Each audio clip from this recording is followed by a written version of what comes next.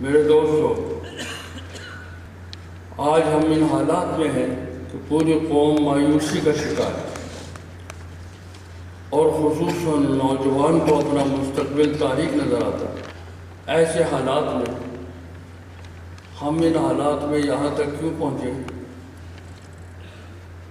اصل میں ہم انبیاء علیہ السلام کے وارثین، صحابہ، اولیاء اللہ، ان کی جد و جہد اور ان کے نظریے سے ناواقفیت نے ہمیں اندھیروں میں ڈال دیا۔ ہماری بڑی محرومی یہ ہے کہ ہمارے پر ایسے حکمران مسلط ہیں کہ جنہوں نے شعور دینے کے بجائے، مایوسی کو ختم کرنے کے بجائے اور ہم کو مایوس کر دیا۔ اور پھر بڑی محرومی ہماری یہ ہے کہ ہمارے دینی جماعتیں یا مذہبی جماعتوں نے اپنے ان اسلاف کا اتباع اور ان کے نظریے کی حفاظت ختم کر دی۔